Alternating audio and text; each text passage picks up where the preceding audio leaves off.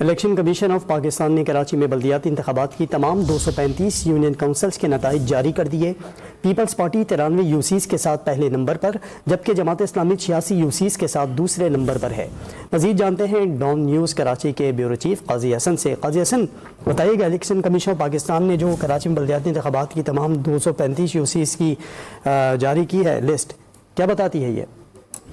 جی بالکل، یہ election commission نے جو کراچی ڈویژن کی 246 وہ پولنگ یوسیز تھی، لیکن 11 نشستوں پہ یوسیز پہ ممبران کے انتقال ہونے کے بعد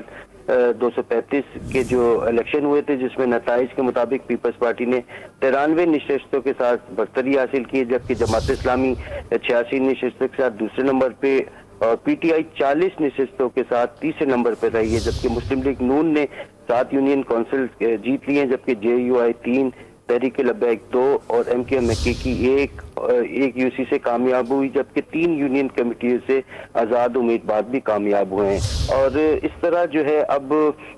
کوئی بھی پارٹی جو ہے واضح اکثریت تو بیر کراچی کے لیے ابھی کے لیے نہیں حاصل کر پائی، کیونکہ اس کی بیر کے لیے تقریباً 124 نشستیں حاصل کرنا کسی بھی پارٹی کے لیے لازمی ہے۔ ابھی 11 مزید یو سیوں میں الیکشن ہونے، اگر باقی اب یہ دیکھتے ہیں پارٹیوں کے وہ کسی کے اتحاد کے ساتھ یا اکیلے طور پہ وہ میئر منتخب کرنے کی پوزیشن میں ہوتی ہے یا نہیں۔ جی قاضی حسن، بہت شکریہ آپ کا۔